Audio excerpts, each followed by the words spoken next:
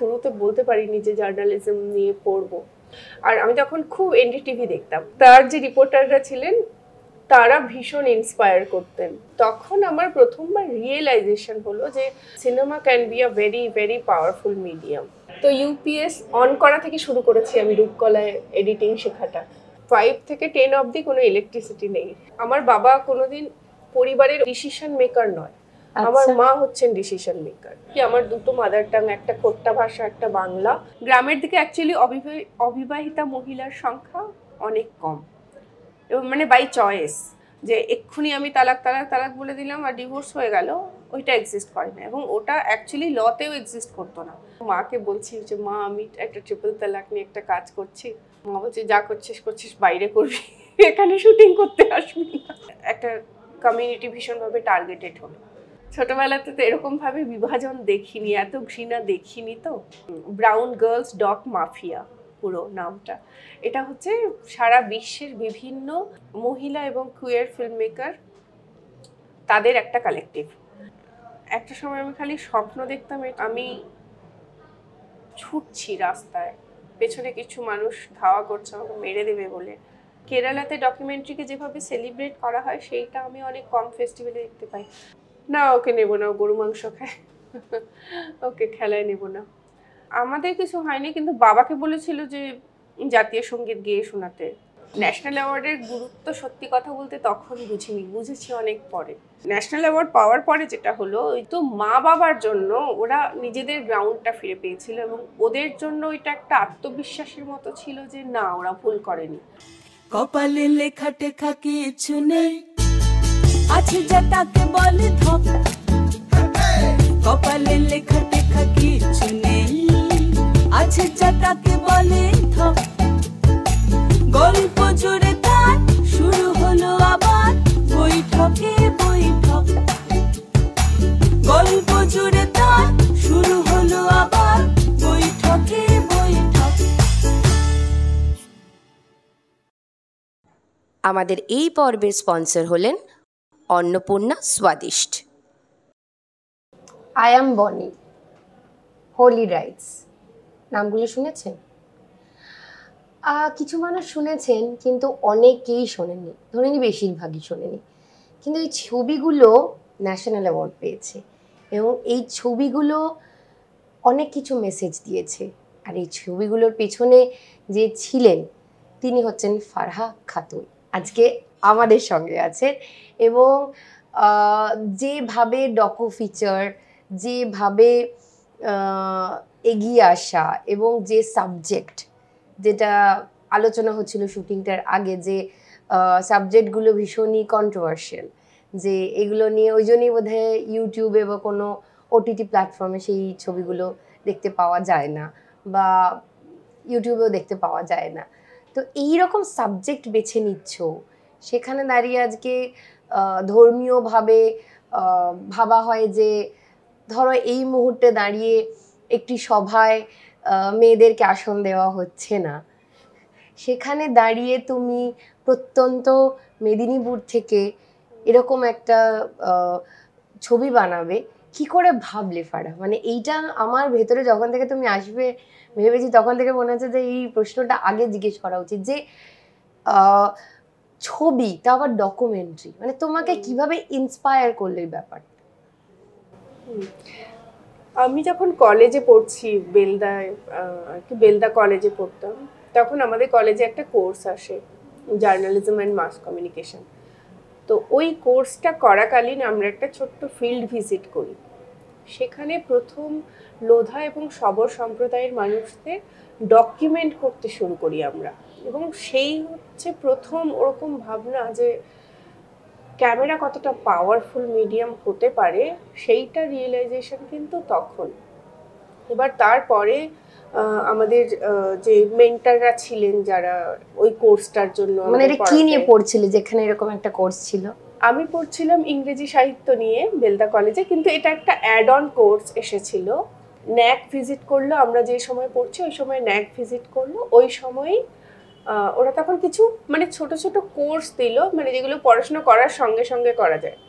তো আমি ওই প্রথম আর কি জার্নালিজম কোর্সটা যখন আসে, আমাদের কয়েকজন বন্ধুরা মিলে আমরা ওটা জয়েন করলাম।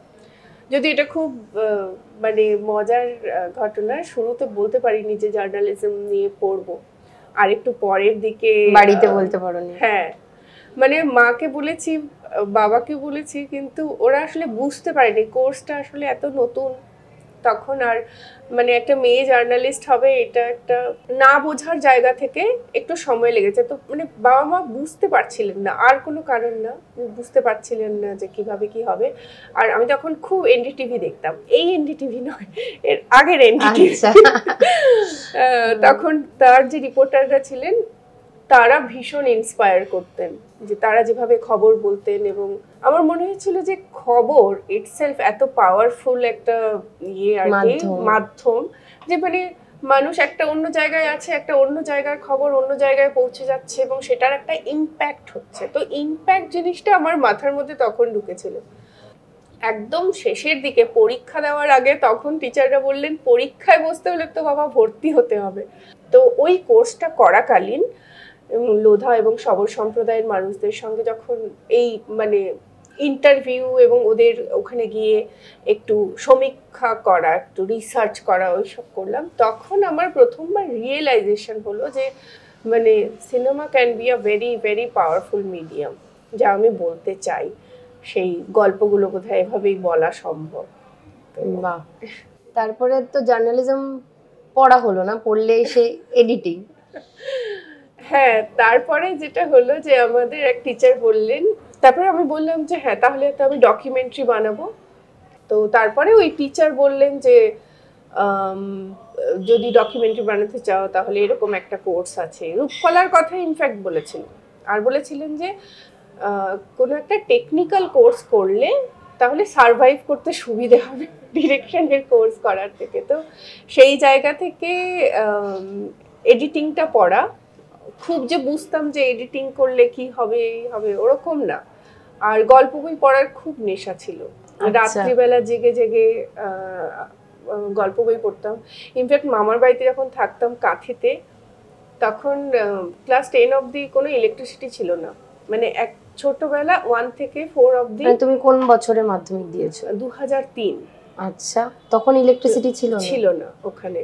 তো আমি মানে যখন ক্লাস 1 থেকে 4 এই ফেজটা আমরা দীঘায় বড় হয়েছি, ওখানে ইলেকট্রিসিটি ছিল।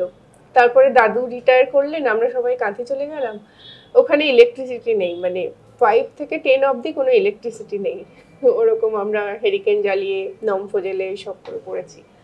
তো গল্পের বই তখন আমি টর্চ জেলে বিছানায় শুয়ে টর্চ জেলে এরকম করে গল্পের বই পড়তাম। তাই? হ্যাঁ, তো ওই আমার নেশা ছিল একটা গল্পের বই পড়ার। বাবা কি করেন? বাবা মা কি করেন?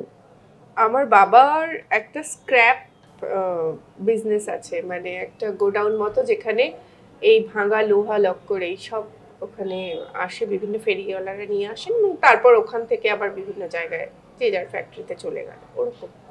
আর মা হচ্ছে মানে হোম মেকার, কিন্তু মাকে ঠিক কিভাবে এক্সপ্লেন করব এটা না মুশকিল। মানে সব মাদের ক্ষেত্রেই এটা আমি দেখছি যে মা কোনো ওয়ার্ড দিয়ে আসলে মায়ের যে কন্ট্রিবিউশন, কারণ আমার বাবা কোনোদিন মানে পরিবারের ওইরকম ডিসিশন মেকার নয়, আমার মা হচ্ছেন ডিসিশন মেকার। এবং আমার মা ক্লাস 9 অবধি পড়েছেন, বাবা তো 4ও পড়েননি। এবং বাবার যেটা ছিল যে বাবা পড়তে পারেননি, কারণ ওই সময় মানে খুবই গরিব ছিলেন, ফিস দিতে পারেননি, তাই পড়া হয়নি। সেটা খুবই নমিনাল, আমার মনে 4 আনা বা সামথিং, মানে এখন আমার মনে নেই, কিন্তু এতই কম টাকা এখন শুনলে আফসোস হয়। তো বাবা ওই কারণে পড়তে পারেননি। আর মা 9 অবধি পড়ছিলেন, 9-এ পড়ছিলেন। মা খুবই ব্রিলিয়ান্ট স্টুডেন্ট ছিলেন, ডাক্তার হতে চেয়েছিলেন, যা কখনো হয়ে ওঠেনি। মায়ের খুব কম বয়সে ইনফ্যাক্ট বিয়ে হয়। বাবা খুব শ্রদ্ধা করতেন যে মা হচ্ছে এত শিক্ষিত, এবং ওই অঞ্চলে পুরো ওই এরিয়াতে মায়ের মতো শিক্ষিত কোনো কোট আনকোট গৃহবধূ ছিল না।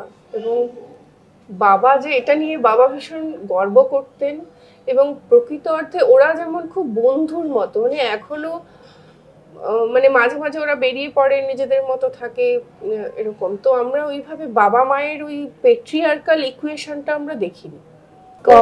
কব বোন তোমরা? আমরা 2 বোন। 2 বোন 3 ভাই? হ্যাঁ। আচ্ছা, তো বড় কে? দাদা বড়, আচ্ছা, তারপরে আমি, তারপরে 2 ভাই, তারপরে বোন। আচ্ছা। আমরা যেভাবে ভাবি যে বলেই দিচ্ছে যে মুসলিম মেয়েদেরকে সেই রকম স্বাধীনতা দেওয়া হয় না, তো তোমরা তাহলে তোমার আশেপাশের পরিবেশের থেকে তোমরা অনেকটাই স্বাধীনতা পেয়েছো।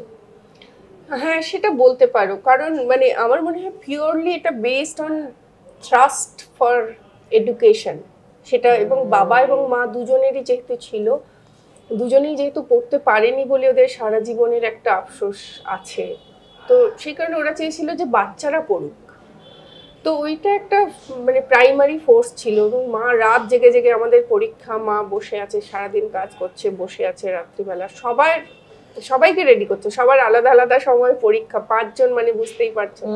দাদার ছিল যে দাদা তখন একটু বাবাকে হেল্প করতে চেয়েছিল, কারণ বাবা একা খুবই স্ট্রাগল করছিলেন। তো দাদা এইচএস পড়ার সময় ওটাই তারপরে ছেড়ে দেয়, কিন্তু বাকি আমরা সবাই মানে কলেজ, পোস্ট গ্রাজুয়েশন, যে মতো। আমার বোন এমএ করছে এখন এসআরএফটিআই তে। আচ্ছা, কি নিয়ে পড়ছে? ও এডিটিং নিয়ে পড়ছে। আচ্ছা, বাহ। সিনেমা বানানো হয় কোট আনকোট, যেটা মানে ডকুমেন্টারি তো নিশ্চয়ই জানতো না বাড়ির লোক কি জিনিস, কিন্তু সিনেমা বানাতে মেয়ে আবার কলকাতায় যাচ্ছে, তো কতটা মানে কি ভেবেছিল? মানে আমার জানতে ইচ্ছে করছে চিন্তা ভাবনাটা কি ছিল বাড়ির লোকে, আর কি বোঝালে তুমি? মানে অনেক যে স্ট্রাগল করতে হয়েছে ওদেরকে বোঝানোর জন্য, সেইটা অতটা না, কিন্তু ছিল পারিপার্শ্বিক যে চাপ, এবং সেটা কিন্তু সব ধর্ম নির্বিশেষে, খালি এরকম না যে মানে আমার ফ্যামিলির লোক তারাই এসে বলছে, অন্য ফ্যামিলির লোকেরাও, মানে হিন্দু পরিবারের লোকেরাও একই রকম ভাবে অবজেকশন করছে, মুসলিম পরিবারের লোকেরাও একই রকম ভাবে অবজেকশন করছে, কারণ ইন জেনারেল ওইখানে তখন মেয়েরা বাইরে গিয়ে অত পড়তো না, কম বয়সে বিয়ে হয়ে যাওয়ার ট্রেন্ড। হ্যাঁ হ্যাঁ, অত ওই রকম জায়গায় এটাই ছিল। তো এডিটিং চুজ করার পেছনে এটাও একটা কারণ যে ওটা ঘরে বসে করা যায়, তো ওইটা একটু কনভিন্স করা যাবে যে দেখো না আমি ভেতরেই আছি। শুরুর দিকে এডিটিং যখন বলছি বাড়িতে, আমি তো বুঝতে পারছি যে আমি বোঝাতে পারবো না জিনিসটা, মানে কঠিন। তো আমি বলেছি আমি কম্পিউটারের কোর্স করছি, which is partly true. তো ওটা তো অশ্বত্থমা হত ইতি গজনে হয়ে গেছে। তো ওটা বলেছি, প্রথমে তো মাকে বলেছি, তারপরে বাবাকে, তারপরে দাদাকে। এবং আচ্ছা, তোমার সামনে chicken and bacon cordon bleu আছে, শুনলাম তুমি সর্বভুক্তাই, তোমার জন্য এটা, তো খাও তুমি এটা। এবং খেতে খেতে জিজ্ঞেস করি যে মেদিনীপুরের বেলদার মেয়ে কলকাতায় এলো পড়াশোনা করতে, এবং কলকাতা কিভাবে ফারহাকে নিল, এবং ফারহা কিভাবে কলকাতার সাথে নিজেকে মানিয়ে নিল? মানে এটা একটা চ্যাপ্টার আর কি ইটসেলফ। যখন মানে কলকাতায় যখন আসছি, ইনফ্যাক্ট মানে এটা এখন হয়তো ওই বয়সটা পেরিয়ে গেছে, এখন হয়তো এটা বলাও যায়। একদম শুরুতেই যে ভেবেছি যে এডিটিং করব, সেটা না একটু পরের দিকের ডিসিশন। তার আগে যখন ভাবছিলাম, আমি বললাম না এনডিটিভি এত দেখতাম, রিপোর্টারই হতে চাইতাম, তখন যখন রিপোর্টার হওয়ার কথা ভাবছি তখন খুব অবজেকশন এলো আর কি বাড়ির চারপাশ থেকে, তো সেইটা আমার আর হওয়া হলো না। তারপরে কিছুদিন পরে রূপকলা যখন ফর্ম বেরোলো, এবং আমার টিচাররা যখন আমাকে বললেন যে ফিল্ম বানাতে হলে মানে অন্য অপশানটা হচ্ছে এটা, তখন প্রথমবার যখন এসেছি, আমি এমনি কলেজের ফর্ম তুলতে আসছি বলে চলে এসেছি, এসে আমি একা একা গেছি এখানে রূপকলাতে। মানে তার আগে যখন কলকাতায় আমরা প্রথমবার এসেছিলাম, তখন একটা ভিজিট হয়েছিল, ওই যে স্টুডেন্ট প্রজেক্ট করার সময়, তখন একটা হয়েছিল ভিজিট। কিন্তু পরের বার আমি একা একা এসেছি, এবং আমি এইটা জানতাম যে এটা হচ্ছে নিকো পার্কের পাশে। তো আমি হাওড়া থেকে গেছি, কিন্তু নিকো পার্কের পাশে মানে রূপকলার সামনে দিয়ে বাসটা যায়, কিন্তু আমি যেহেতু জানি নিকো পার্কের পাশে, আমি নিকো পার্কে নেমেছি, বাকিটা হেঁটে হেঁটে গেছি, কারণ জিজ্ঞেস করতে পারছি না। অ্যাকচুয়ালি তখন যেটা হয়েছিল যে আমি না কোনো সিনেমাই মানে দেখিনি, মানে বেঙ্গলি ক্লাসিক্স জিরো। আমরা কখনো কখনো ওই যে বললাম একটা দীর্ঘ সময় তো মানে ইলেকট্রিসিটি ছিল না, আমাদের নিজেদের বাড়িতে টিভি ছিল, কিন্তু সেটা কখনো কখনো একটা ছবি তার অ্যাডভার্টাইজমেন্ট, তখনকার সময়ে ধরো 3 ঘন্টার ছবি হতো, তার অ্যাডভার্টাইজমেন্ট অমুক তমুক মিলিয়ে আমাদের দেখাই হতো না। মানে কালে ভদ্রে একটা কোনো ছবি ওরকম দেখতে পেরেছি পুরোটা। আর সেগুলো হলেও আমরা যেহেতু খোট্টা ভাষায় কথা বলি বাড়িতে, মানে আমি যেটা ভাবি আর কি, আমার দুটো মাদার টাং, একটা খোট্টা ভাষা, একটা বাংলা। তো আমাদের ওখানে হিন্দি ছবিও ওরকমই মানে অনেক কি দেখা হতো, তখনও দেখা হতো। তো হিন্দি ছবি ওরকম একাত্তর কিছু দেখেছি আমার মনেও নেই। গ্রামে তো স্ক্রিন টাঙিয়ে ওরকম ভাবে ভিসিডি চালিয়ে রাত্রিবেলা ওইসব ওরকম হয়েছে। তো আমার প্রথম দেখা ছবি হচ্ছে সোলজার, ববি দেওলে আর প্রীতি জিন্টা। আমাদের সময় ছিল ওই ছবিটা, ওই রিলিজ করেছিল 98-99 ওই সময়টা। বেলদা একটা সিনেমা হলে গিয়ে প্রথমবার দেখেছিলাম। এনিওয়ে, তো যখন এখানে এলাম রূপকলায়, তখন ওই টিচাররা বললেন আচ্ছা এটা দেখেছো, তাহলে ঋত্বিক ঘটকের এই ছবিগুলো দেখো, মৃণাল সেনের এইগুলো দেখো, সত্যজিৎ রায়ের এগুলো দেখো। আমি অনেক চেষ্টা করেছি ওই ছবিগুলো জোগাড় করার, দিনের পর দিন ওখানে যেখানে মানে তখন সিডি ডিভিডি যেখানে বিক্রি হতো তাদেরকে গিয়ে অর্ডার দিয়ে যে আচ্ছা এটা এনে দিন, এরকম করে প্রায় মাস 2 কেটে যায়, ওরা কেউ এনে দিতে পারেনি। কাজে আমি কোনো ক্লাসিক দেখা ছাড়াই আমি রূপকলার এন্ট্রান্স এক্সাম দিয়েছি। এবং আমার যেহেতু লিটারেচারের ব্যাকগ্রাউন্ড ছিল, রিটেন এক্সামে যে ধরনের প্রশ্ন ছিল তাতে আমার ওরকম খুব একটা অসুবিধে হয়নি। পরে যেটা হলো, যখন মানে কলকাতায় এলাম, আমার জন্য মানে একটা কমপ্লিট একটা চেঞ্জ। মানে এত এই শহরটা এত ফাস্ট, আমি মেলাতে পারছি না। যেটা হচ্ছে শুরুর দিকে আমার একদম ভালো লাগতো না কলকাতায়। আমার বাড়ির ওখানে যেটা হতো যে আমি অনেকটা সময় না একা একা কাটাতাম। আমি মাঠের মধ্যে গল্পের বই নিয়ে গিয়ে বসে একটা জায়গায় কোনায় একা বসেই পড়ছি, বাকি সবাই খেলছে কিন্তু আমি বই নিয়ে পড়ছি, ওরকম ছিল। কিন্তু এখানে মানে এত আওয়াজ, এত শব্দ, সবাই ছুটছে, সেইটা আমার মানে একটু মানিয়ে নিতে অসুবিধা হয়েছে শুরুর দিকে। আর একটা জিনিস মানে এটা খুব অদ্ভুত, তখন বাসে একদিন যাচ্ছি, আমার এক বন্ধু আমার পাশে, না আমি বলছি তুই বস, আমি দেখলাম তৃতীয় একজন এসে বসে গেল। এবার এইটা আমাদের গ্রামের ওদিকে না আমরা এটা ভাবতেই পারি না যে এরকম একটা মানে তখনকার দিনে বলছি যে এরকম একটা সিচুয়েশন হবে না। তো তখন আমি বুঝলাম আচ্ছা এটাও একটা ব্যাপার, যে মানে তুমি তোমারটা বুঝে নাও ওরকম। তো এইসব ছোট ছোট এক্সপিরিয়েন্স।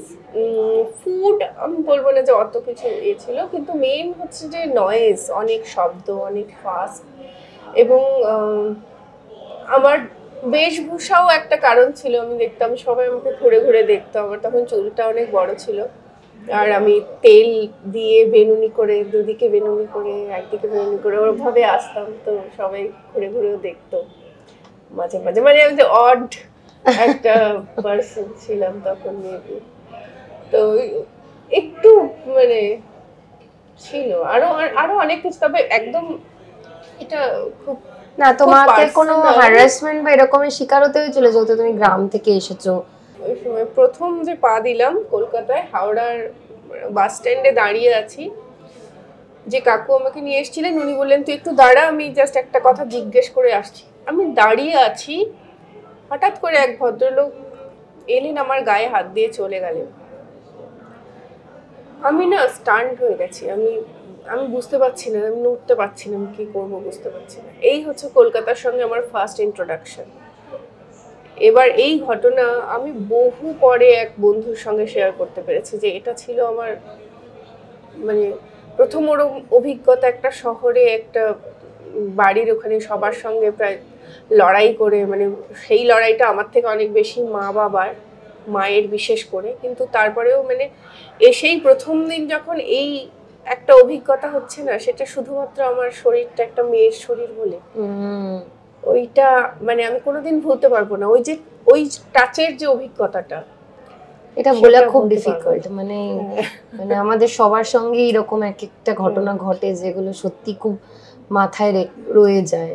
হ্যাঁ, কিন্তু কলেজে তোমার সাথে সবার কিরকম, যারা শহরের বন্ধুরা ছিল তোমার, তাদের সাথে তুমি কিরকম ভাবে? ও রূপকলা মানে ওই হিসেবে বলতে গেলে কি বলবো, মানে এত একটা একটা ঘরের মতো ফিলিং ছিল। যেই আমি কলেজের রূপকলার মধ্যে ঢুকে গেলাম না, মানে টিচার থেকে শুরু করে স্টুডেন্ট থেকে শুরু করে সবাই মানে কেমন আপন করে নিল, সবকিছু হেল্প করা থেকে শুরু করে, এবং যারা কলকাতারও আমার ক্লাসমেট ব্যাচমেট সবাই মানে ভীষণ হেল্প করেছে, বুঝতেই দেয়নি যে ঠিক আছে। ক্লাসিকটা কি করে দেখলে তারপর? তারপরে তো রূপকলা যেটা ছিল আর কি, রোজ সন্ধেবেলা স্ক্রিনিং হতো ফিল্মের, আর ক্লাসরুমে দেখাতেন। একটা খুব মজার ঘটনা আছে, এটা হচ্ছে যে শুরুর দিকে যখন মন্তাজ পড়ানো হচ্ছে ক্লাসে, আমাদের আরেকজন বন্ধু আছে সব্যসাচী, বনমালী, আমরা গ্রাম থেকে এসেছি, তো এবার মন্তাজ পড়ানো হচ্ছে, আমরা বুঝতে পারছি না। আমি ভেবেছি মুমতাজের সঙ্গে বাকি জিনিসটা কিছুতেই মিলছে না, কি বলছে। আচ্ছা মুমতাজ এখানে, প্যারিস, অমুক তমুক, ফ্রেঞ্চ সিনেমা, অমুক তমুক সব বলছে, কিন্তু মুমতাজের সঙ্গে কিছুতেই, মানে মুমতাজ হিরোইনের সঙ্গে কিছুতেই সেই কানেকশন খুঁজে পাচ্ছি না। এই ঘটনার বহু বছর কেটে গেছে। তো আমি আমার ওই বন্ধুদের একজনকে বললাম যে শোন, তখন যখন ক্লাসে এরকম মন্তাজ পড়ানো হচ্ছিল, আমি কিন্তু মুমতাজ ভেবেছি শুরুর দিকে। কি বলছিস ভাই, আমিও তো তাই ভেবেছি। তারপরে যখন আমরা সেই তৃতীয় আরেক বন্ধু, সেও ওরকম খুব গ্রামেরই একজন, তাকে আমরা একদিন মজা করতে করতে বলছি, আরে শোন, যখন ক্লাসে পড়ানো হয়েছিল মন্তাজ, আমরা দুজনেই মুমতাজ শুনেছিলাম। কি বলছিস, আমিও তো ভেবেছি মুমতাজ। তো এরকম ছিল, কিন্তু স্টিল ওই যে কম জানি, বা মানে এখানে সবাই থিয়েটারের ব্যাকগ্রাউন্ড থেকে আসা, ফিল্ম স্টাডিজ পড়ে এসেছেন অনেকে, ওরকম একটা মিক্সড কোহর্ট ছিল তো স্টুডেন্টদের, কিন্তু তারপরেও যেটা ছিল যে আপন করে নেওয়ার একটা পরিবেশও ছিল। এবং বিশেষ করে টিচারদের কথা বলতে হবে, যে Mita ma'am, Sucharita ma'am, Indranil sir, এরা সবাই আর কি, মানে সব কিছু বুঝিয়ে দেওয়া। আমার মানে খুব শরীর খারাপ হয়েছিল শুরুর দিকে, আমি এনআরএসে ভর্তি ছিলাম, আমার সব টিচাররা গিয়ে মানে তখন তো দেখতেই গেছে, ঠিক আছে হসপিটালে সবাই দেখতে যায়, কিন্তু ওই যে পোস্ট হসপিটালের যে কেয়ারটা, টিচাররা আমাকে নিয়ে তারপরে মানে পরে ডাক্তারের ভিজিট থেকে শুরু করে বাড়িতে খাবার তৈরি করে নিয়ে আসা, কি খাবো না খাবো সব কিছু, মানে এই অভিজ্ঞতা আমি মানে শুনে আমারই কি ভালো লাগছে যে এরকমও হয় যে টিচাররা এরকম ভাবে আপন করে নিতে পারে। টিচাররা নিলে তো স্টুডেন্টরা নেবে, আমার তো সেটাই মনে হয়। কারণ আমি রূপকলায় যখন এসেছি, আমি ইউপিএস কি জিনিস তাই জানতাম না, সিপিইউ তো পরে, তো ইউপিএস অন করা থেকে শুরু করেছি আমি রূপকলায় এডিটিং শেখাটা। তো ওইখান থেকে শুরু করেছে, তো ওরা ওইভাবে হেল্প না করলে পারতাম না। মানে আমাদের সাউন্ডেরও ছিল তপনদা, তখন ছিলেন ডিরেকশনের সৌমেন্দ্রদা, মানে এরা প্রত্যেকটা মানুষ হিসেবে এরা এত অসাধারণ। মানে ওরা যে স্টুডেন্ট টিচারের যে এরকম ইকুয়েশন হতে পারে, এটা সত্যি আমার কাছে অজানা ছিল। মানে আমরা স্কুলে যেরকম দেখে এসেছি বা কলেজে যেরকম দেখে এসেছি, এটা হয়নি আগে। কোথাও গিয়ে বোধহয় সবারই শিল্পী সত্তা এক হয়ে যায়। বাঙালির চা ছাড়া চলে না, তাই আমরা একটা ছোট চায়ের ব্রেক নিয়েছিলাম এবং চা খাবো, এবং তার সাথে অন্নপূর্ণা স্বাদিষ্টের ডায়েট চিড়া আমার কাছে আছে, আর ওর কাছে আছে ক্রিস্পি মুগ ডাল। তো আমরা চায়ের সাথে টা হিসেবে নিয়েছি, এটা খুবই টেস্টি, এবং আমরা দুজনে বলবো যে কোনটা বেশি, যদিও দুটোই খুবই মাঞ্চিং এর জন্য খুব ভালো চায়ের সঙ্গে। এবার মিষ্টি মিষ্টি আছে, ভালো কাছে। এবার এক্সচেঞ্জ অফারে যাবো আমরা। আমি এবার একটু মুগ ডাল খাবো।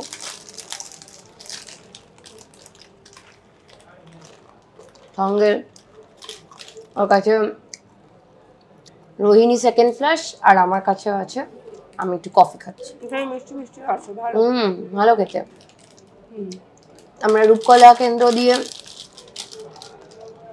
এবার জানতে ইচ্ছে করছে যে রূপকলা কেন্দ্রে তুমি পড়তে এলে থাকলে কোথায়, মানে ওদের বাইরে থেকে যারা আসে তাদের থাকার ব্যবস্থাটা কি আছে? রূপকলা কেন্দ্রে হোস্টেল নেই। আচ্ছা, এখনো নেই, মানে তখন আমাদের সময় আমরা ফাইট করেছিলাম হোস্টেল, এবং তার আগের ব্যাচও করেছিল, কিন্তু নেই। যাই হোক, যখন আসি প্রথম তখন হৃদয়পুরে থাকতে গেলাম। তারপরে ওখান থেকে এসে ওটাই বলবে, বন্ধুরা একদম আগলেই রাখলো। তা ওখান থেকে এসে আমরা চিংড়িঘাটায় একটা জায়গায় একটা ফ্ল্যাট ভাড়া নিয়ে আমরা কয়েকজন বন্ধু মিলে, মানে রূপকলারই সবাই স্টুডেন্ট, সবাই ওখানে ছেলে না থাকলাম। মেয়ে তারা? ছেলে মেয়ে মিলিয়ে একটা ফ্ল্যাটের মধ্যেই আমরা, একটা রুমে মেয়েরা থাকতাম, একটা রুমে ছেলেরা থাকতো। তো ওরকম ভাবে আমরা থাকতাম। তুমি ভাবো যে তোমার বন্ধু তারাও ছেলে, হ্যাঁ। তাদের কাছে তোমার কাছে চোখে সবসময় তুমি বন্ধুস্থানীয়, সমগোত্রীয়, সেখানে তো কোনো জেন্ডারের ডিফারেন্স নেই, কিন্তু যেই তুমি অন্য একটি পুরুষের কাছে যাচ্ছ তখন কিরকম একটা নিজের জেন্ডারটার প্রতি কিরকম একটা মনে হয় না, কেন আমি মেয়ে হলাম, মানে বন্ধুদের কাছে আমি মেয়ে হয়ে কতটা স্বাচ্ছন্দ্যে ঘোরাঘুরি করতে পারি, নিজেকে মেলে ধরতে পারি, এরকম একটা অচেনা অজানা একটি পুরুষের কাছে গেলে মানে মানে অচেনা নয় তো, মানে চেনা, সব সময় তো আর অচেনা নয়, মানে সব পুরুষটা সত্যি সমান হয় না, কিন্তু কিছু পুরুষদেরকে মেনে নেওয়াটা খুব কন্ট্রোল, মানে খুব কষ্টের জায়গা। যাই হোক, এই প্রসঙ্গ থেকে বেরিয়ে আসি, কারণ আমার মনে হচ্ছে তোমার বেশ একটা কষ্টের জায়গা। তো তখন কি আই এম বনি শুট হয়ে গেছে না হচ্ছে? না, এটা একদম শুরুর দিকে, তার 2 বছর পরে আই এম বনি শুরু হলো। আই এম বনিও চলেছে 4 বছর ধরে আর কি। আই এম বনিটা খুব খুব ইন্টারেস্টিং অভিজ্ঞতা। মানে এইটাই কি তোমাকে বের করে আনলো আই এম বনি তোমার ভেতর থেকে, যে পুরো কষ্টটা বের করে? পুরো কষ্ট বেরোয় না, কখনোই বেরোয় না কোনোদিন, মানে কোনো ওরকম স্মৃতিকে মুছে ফেলা যায়? মানে বাসে একটা কনুইয়ের গুঁতো আমরা ভুলি না, আমরা এত বড় ঘটনা কি করে ভুলে যাই? সত্যি তাই। না, ছবি বার করে আনে না, কিন্তু ছবি যেটা করে আমার জন্য মনে হয় আমাকে বেটার ডিল করতে হেল্প করে, আমার জন্য একটা থেরাপির মতো কাজ করে।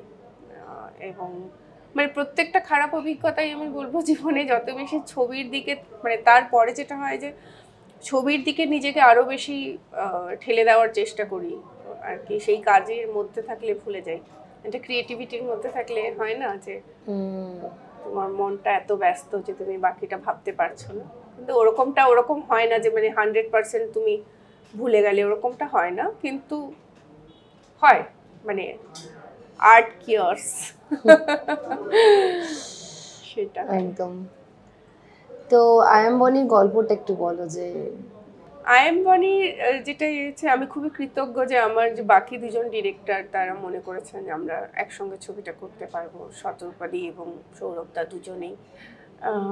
এবং ওই সময় যেটা হতো যে আমরা শ্যুট করতাম, আবার এসে এটা এডিট করতাম, আবার শ্যুট করতে যেতাম। বন্দনা কথাটা বলো একটু, ফুটবলার। তো বন্দনা পাল বা বনি পাল, এখন তো আমরা ওকে বনি বলেই জানি। তো বনি ভারতীয় মহিলা ফুটবলের একজন অন্যতম স্ট্রাইকার ছিলেন। তো উনি একজন ইন্টারসেক্স মানুষ ছিলেন, এবং ওই সময়ে ওনার মা বাবা ওনাকে মেয়ে হিসেবেই বড় করেছেন, কারণ ইন্টারসেক্স মানুষদের এরকম ডেফিনিটভাবে, মানে ওনার মা বাবা তখন বুঝতে পারেনি। আর একটা ছোট বাচ্চার, মানে তখন জেন্ডার এইভাবে ডিফাইনও করা হতো না ওই সময়। মানে মণিপুরের টিমই যখন বনির এগেনস্টে এরকম অ্যালিগেশন দিল যে না ও ছেলে ইত্যাদি, ও একটা দীর্ঘ ট্রায়ালের মধ্যে দিয়ে যায়, তারপরে খেলাটাই চলে যায় ওর জীবন থেকে, নির্বাসিত করে দেওয়া হয় ওকে আর কি। ওকে বলা হয়, এশিয়াডে যাওয়ার জন্য প্রিপেয়ার হচ্ছিল, তখন ওকে বলা হয় যে না তুমি আর টিমের পার্ট হতে পারবে না। তো এরকম একটা ব্যাকগ্রাউন্ড ছিল। এবং তারপরে ওই যে ও খেলা ছেড়ে দিল, তারপরে ও মানে পাবলিক ইয়ে থেকে পুরো ভ্যানিশ হয়ে গেল, নিজের মতো থাকতে শুরু করলো এরকম একটা সময়ে। মানে তখন তার খেলা চলে যাওয়ার প্রায় অনেক বছর পরেই আর কি ছবিটা আবার যখন করতে শুরু করলাম, তখন এসব ঘটে গেছে। তখন বনি তখন বিয়ে করেছে সাথী বলে আরেকজনকে, ওর সঙ্গী। তো ওরা দুজনে শিলিগুড়িতে থাকে। ওদের যে তখনকার যে জীবন, সেইটা নিয়ে আমরা শ্যুট করতে শুরু করি। ইনফ্যাক্ট তখন একটা ইন্টারেস্টিং জিনিস হচ্ছিল যে কেন বন্দনাকে আবার বা বনিকে আবার খুঁজে পাওয়া গেল, সেটা হচ্ছে তখন পশ্চিমবঙ্গে পিঙ্কি প্রামাণিকের ঘটনাটা ঘটে এবং আবার করে ওইটা হয় যে পিঙ্কিকে কোন সেলে রাখা হবে, পুরুষ সেলে রাখা হবে নাকি মহিলা সেলে রাখা হবে। কখনো মানে ওই একটা ইমেজ নিউজ পেপারে একদম ফ্রন্ট পেজে এসেছিল যেখানে দুজন পুলিশ ইন্সপেক্টর ওকে ধরে নিয়ে যাচ্ছেন এবং ওনাদের হাতটা এমন একটা জায়গায়, মানে সেটা আমি বলতে পারবো না যে ইচ্ছাকৃত অনিচ্ছাকৃত, যাই হোক সেটা খুবই অস্বস্তিকর, মানে ভিউয়ার হিসেবে দেখাটাও খুবই অস্বস্তিকর যে মানে কিভাবে পিঙ্কির সঙ্গে ডিল করা হচ্ছে, কারণ পিঙ্কিও একজন ইন্টারসেক্স মানুষ ছিলেন। তখন এই সময় থেকে একটা আর্টিকেল হয় বের করে আবার বনিকে নিয়ে, কারণ বনিও একটা সিমিলার সিচুয়েশনের মধ্যে দিয়ে গেছে, কিন্তু পিঙ্কি লাকি ছিল। তখন অ্যাক্টিভিস্টরা পিঙ্কির পাশে দাঁড়ান এবং সেই কেস ইত্যাদি জিতে পিঙ্কি তার চাকরিটাও করতে পারে সব কিছু। কিন্তু বনির ক্ষেত্রে সেটা হয়নি, বনির ক্ষেত্রে আর রিডু করা যায়নি, বনি তো ততদিনে মানে খেলাটা চলে গেছিল। তো বনি শিলিগুড়িতে থাকতেন, ওখানে প্রতিমা বানাতেন, ওনার একটা ছোট ওয়ার্কশপ ছিল ওখানে ঠাকুর বানানোর। ওই জীবনটাকেই তখন ওইটাকেই আমরা ক্যাপচার করার চেষ্টা করেছি এবং তারপরে ওই ছবিতেও যেটা হয় যে একটা সময় পরে বনির যখন পিঙ্কির এই ঘটনাটা ঘটলো এবং বনিকে নিয়ে অত বড় আর্টিকেল বেরোলো, তারপরে মানে অনেক জার্নালিস্টরা ওখানে গিয়ে পৌঁছলেন এবং বনি এক্সপোজড হয়ে যায় যে আচ্ছা এখানে, এবং যখন লোকে জানতে পারে যে বনি কোট অ্যান্ড কোট মানে যে পুরুষ ভেবেছিল ওই পুরুষ নয়, তখন একটা রকমের প্রেশার ওদের ওপরেও তৈরি হয়। তো তারপরে ওরাও ওই জায়গাটা থেকে চলে যায় এবং আমাদের ছবি চলাকালীনই ওরা মানে 3টে জায়গা চেঞ্জ করে। ইনফ্যাক্ট ওরা বাড়িতে যখন আসে বাড়িতেও অ্যাকসেপ্ট করে না এইসব। তো এইটা একটা জার্নি, বনির জার্নি নিয়ে ওই সময় আর কি, ওই 4 বছরে বনি কোথায় কোথায় থাকলো, কিভাবে কাটালো, সেটা নিয়েই ওই ছবিটা ছিল। সেটা ন্যাশনাল অ্যাওয়ার্ড পেলো, কত সালে পেলো? আমাদের 2017 সাল এবং অনুষ্ঠানটা হলো বোধহয় 2018-তে। তো প্রথম কাজ করে একটা ন্যাশনাল অ্যাওয়ার্ড, মানে ভাবিনি, আমরা কেউই ভাবিনি। এবং ন্যাশনাল অ্যাওয়ার্ডের গুরুত্ব সত্যি কথা বলতে তখন বুঝেছি অনেক পরে। যেমন এটা ছিল যে ন্যাশনাল অ্যাওয়ার্ড পাওয়ার পরে অনেক কাগজে লেখা বেরোলো এবং তার আগে পর্যন্ত যেটা হতো যে মা বাবাও ঠিক বোঝাতে পারতেন না লোকেদের যে আমি কি করি, এবং সিনেমা এডিটিং ইত্যাদি মানে খুবই একটা কমপ্লিকেটেড ইয়ে ছিল। তারপরে আমার মেইন স্ট্রিম নয়, অনেককে বলা যেত না, লোকে নানা মানুষ নানা কথা বলেছে আর কি, এই যে আমি বাইরে থাকি এইভাবে কাজ করি, কারণ আমাদের পরিবারে অন্য কোনো মেয়ে বাইরে কাজ করে না। তো সব মিলে মানে নানান গঞ্জনা মাকে শুনতে হয়েছে, তার মধ্যে আমি বিয়ে করিনি সেটা একটা, তো সব মিলে মাথার উপর ওই যে একটা পুরুষ মানুষের মানে দরকার সবসময় ত্রিশূলের মতো ডিরেক্ট ছায়াটা নেই, তার ফলে মানে অনেক কথাই শুনতে হয়েছে, অনেক বাজে কথা শুনতে হয়েছে। এখন মানে হাসতে হাসতে বলছি বটে, কিন্তু সেই জার্নিটা অনেক বেশি মায়ের এবং বাবার হয়েছে। মানে বাবার দোকানে গিয়ে লোকজনের বলা থেকে শুরু করে সেই লোকজন বাইরের বাড়ির মানে এক্সটেন্ডেড ফ্যামিলি সবাই ওরকম আর কি। তার ফলে এর ন্যাশনাল অ্যাওয়ার্ড পাওয়ার পরে যেটা হলো, ওই যে হয়তো আর্টিকেল বেরোলো, তারপরে মা বাবা গিয়ে বলতে শুরু করলো আচ্ছা এ আমার মেয়ে, এ ছবি বানিয়েছে, দেখো এর আর্টিকেল বেরিয়েছে, এবং মা বাবাকে লোকে চিনতে শুরু করলো যখন জানলো বেলদার একজন কেউ। তো বাড়িতে এসে মানে জার্নালিস্টরা, ওখানকার যে জার্নালিস্ট তারা খোঁজ করে যখন বাড়িতে এসেছে জিজ্ঞেস করেছে আচ্ছা আপনি ওর বাবা মা ইত্যাদি, তো মা বাবার জন্য ওরা নিজেদের গ্রাউন্ডটা ফিরে পেয়েছিল এবং ওদের জন্য এটা একটা আত্মবিশ্বাসের মতো ছিল যে না ওরা ভুল করেনি, ওরা যে এতদিন একটা কনস্ট্যান্ট ফাইট করে গেছে এই সোসাইটির সঙ্গে, সেইটা ওদের কাছে একটা বলবো ন্যাশনাল অ্যাওয়ার্ডটা ওদের পাওনা, আমার নয়। আমি নিজে ওটা দিয়ে কি অ্যাচিভ করেছে আমি আসলে বলতে পারবো না, ওরাই করেছে। আমি যখনই ভাবি ন্যাশনাল অ্যাওয়ার্ডের ইম্প্যাক্ট, আমার খালি আমার মা বাবার কথা মনে হয়, আমার স্কুলের টিচারদের কথা মনে হয় যারা ছুটে এসেছিলেন, মা বাবার সঙ্গে কথা বলেছিলেন, তাদের কথাই মনে হয় যে যে ওরা যে এরকম মানে শুধু যে মা বাবা বলেছে ওরকম না, স্কুলের টিচার মানে বিজন বাবুর কথা বলতেই হবে আর কি। উনিও মানে আমার ওই বেলদার যে স্কুলের টিচার ভীষণ সাপোর্ট করেছেন, কাজেই মানে ওরা ওদের মতো করে কিছু পেয়েছিল জানো। না, একটা সোসাইটিকে তো কাউকে কিছু তৈরি করতে গেলে তো একটা সোসাইটির বিশাল বড় ভূমিকা, সেটা ছেলে হোক আর সেটা মেয়ে হোক। এই যে সোসাইটি পাশে এসে দাঁড়ালো যে হ্যাঁ অ্যাচিভমেন্টটা কারুর, সেটা তো খুব জরুরি। এবং তার জন্য সত্যি আমরা সবাই গ্রেটফুল যে আজকে অন্য একটি মেয়ে বা তোমার বোন বা তোমার মতো আরেকজন স্বপ্ন দেখার সুযোগ পাবে। সেই সুযোগটা তোমার ওই ন্যাশনাল অ্যাওয়ার্ড তোমার কাজের জন্য সেটা করে দিল যে হ্যাঁ, যে এই কাজটাও করা যায় এবং মেয়েরা বাইরে বেরোলেই যে খারাপ হয় না, এবং একটি পুরুষ না থাকলে মেয়েটি স্বয়ং সম্পূর্ণ হতে পারে না, এই যে ধারণাগুলো সো কল্ড, গ্রামে তো সেই ধারণাগুলো অনেক বেশি ছড়িয়ে আছে, শহরেও নেই তা বলবো না, কিন্তু খানিকটা কম, কিন্তু গ্রামের দিকে তো অনেকটাই বেশি আছে। হ্যাঁ, গ্রামের দিকে অ্যাকচুয়ালি অবিবাহিতা মহিলার সংখ্যা অনেক কম, এবং মানে বাই চয়েস আর কি, যারা অবিবাহিতা তাদের সংখ্যা কম। শহরে তাও অনেক আমরা এক্সাম্পল দেখতে পাই। তো যখন মানুষের কাছে এক্সাম্পল থাকে না, সব সময় যে ওরা ইন্টেনশনালি কিছু খারাপ করতে চায় বা খারাপ কথা বলতে চায় সেই জন্য করছে তা না, কিছু আঁকড়ে ধরতে চায় যে ও করেছে আমি কেন করবো না।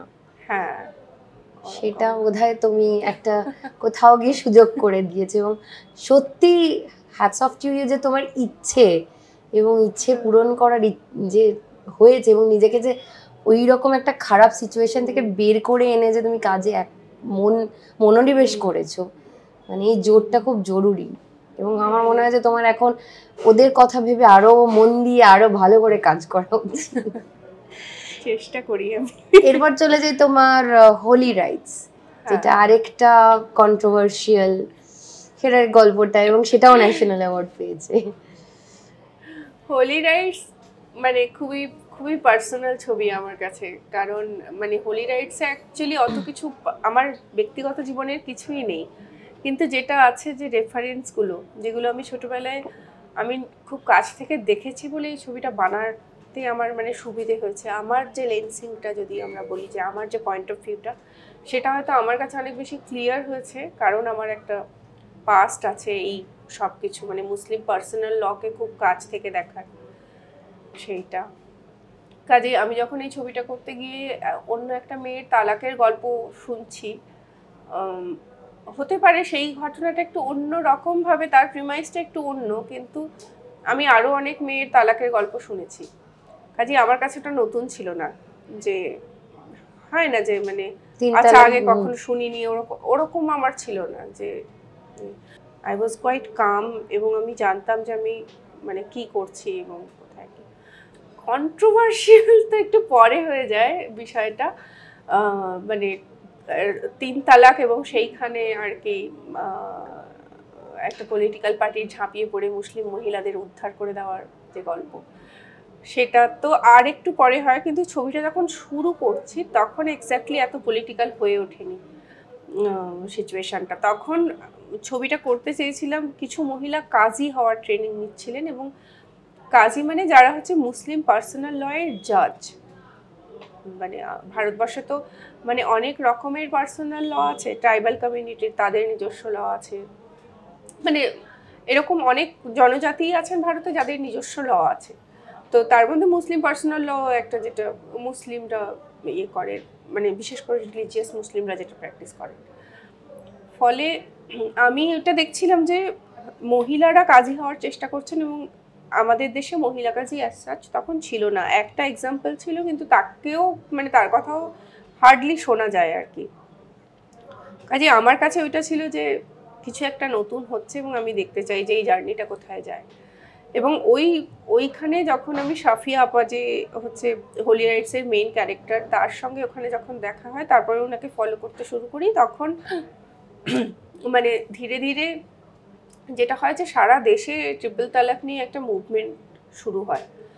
এবং মানে সত্যি কথা বলতে যে যতদিন সুপ্রিম কোর্ট যখন বলল যে ওরাল ডিভোর্স মানে ট্রিপল তালাক কিন্তু এক্সিস্ট করে এই ল হিসেবে, কিন্তু এই যে ইনস্ট্যান্ট ওরাল ডিভোর্স এইটা এক্সিস্ট করে না, ইনস্ট্যান্ট ট্রিপল তালাক এইটা এক্সিস্ট করে না, যে এক্ষুনি আমি তালাক তালাক তালাক বলে দিলাম আর ডিভোর্স হয়ে গেল, ওইটা এক্সিস্ট করে না। এবং ওটা অ্যাকচুয়ালি লতেও এক্সিস্ট করতো না, ওটা প্র্যাকটিসে এক্সিস্ট করতো।